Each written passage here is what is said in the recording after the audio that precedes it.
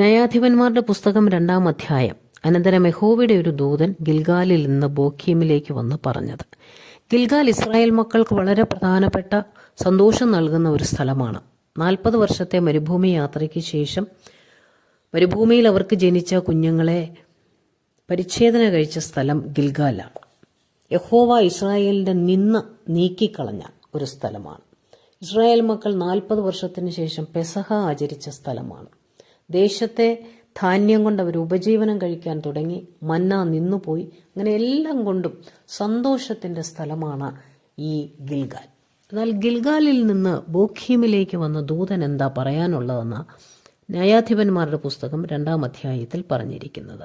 ദൂതൻ പറയുന്നു, ദൈവം നിങ്ങളെ മിസ്രൈമിൽ നിന്ന് പുറപ്പെടുവിച്ച് നിങ്ങളുടെ പിതാക്കന്മാരോട് സത്യം ചെയ്ത ദേശത്തേക്ക് നിങ്ങളെ കൊണ്ടുവന്നു. നിങ്ങളോടുള്ള ദൈവത്തിന്റെ നിയമം ഒരിക്കലും ദൈവം ലംഘിച്ചില്ല. നിങ്ങൾ ഈ നിവാസികളോട് ഉടമ്പടി ചെയ്യാതെ അവരുടെ ബലിപീഠങ്ങൾ ഇടിച്ചു കളയണമെന്ന് ദൈവം കൽപ്പിച്ചു. എന്നാൽ നിങ്ങൾ എൻ്റെ വാക്ക് കേട്ട് അനുസരിച്ചില്ല.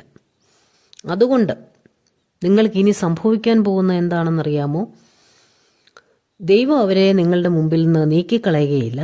അവർ നിങ്ങൾക്ക് വിലാപ്പുറത്ത് മുള്ളായിരിക്കും. അവരുടെ ദേവന്മാർ നിങ്ങൾക്ക് കെണിയായും ഇരിക്കും എന്ന് ഞാൻ പറയുന്നു. അങ്ങനെ പറയാനുള്ള കാരണം, ദൈവത്തോട് അനുസരണക്കേട് കാണിച്ച് ദേശനിവാസികളോടൊക്കെ ചില ഉടമ്പടി ചെയ്ത് അവരോടൊപ്പം താമസിക്കുകയും അവരുടെ ബലിപീഠങ്ങളൊന്നും ഇടിച്ചു കളയാതെ ഇരിക്കുകയും ചെയ്തുകൊണ്ട് മുമ്പോട്ടുള്ള യാത്രയിൽ അത് അവർക്കൊരു വലിയ പ്രയാസമായി തീരും. ദൈവത്തിൽ നിന്നുള്ള അകൽച്ചയ്ക്കത് കാരണമായി തീരും എന്നാണ് ദൂതൻ പറഞ്ഞത്. ഇത് കേട്ടപ്പോൾ ജനങ്ങൾ ഭയങ്കരമായിട്ട് കരഞ്ഞു.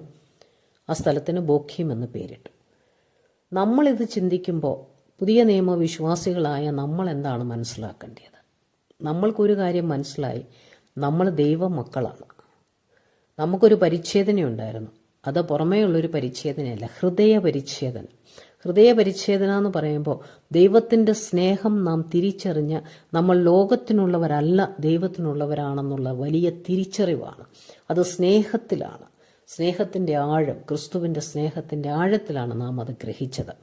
അതുകൊണ്ട് ആ പരിച്ഛേദന ലഭിച്ച നാം ചില കാര്യങ്ങൾ വിട്ടുകളയണമെന്നും ചില കാര്യങ്ങൾ ജീവിതത്തിൽ ശരിയാക്കണമെന്നും ദൈവത്തിൻ്റെ വചനത്തിലൂടെ നമ്മൾ പഠിക്കുന്നുണ്ട്. അപ്പോൾ വിട്ടുകളയേണ്ടിവ വിട്ടുകളയുകയും അതിനെ വീണ്ടും നമ്മളുടെ ജീവിതത്തിൽ സ്വീകരിക്കാതിരിക്കുകയും ചെയ്യേണ്ടത് നമ്മളുടെ വലിയൊരു ഉത്തരവാദിത്തമാണ്. നമ്മൾ എവിടെയെങ്കിലും തെറ്റിപ്പോയിട്ടുണ്ടോ എന്ന് നോക്കി ദൈവത്തോടുള്ള അനുസരണത്തിൽ നമുക്ക് തികഞ്ഞു വരാം.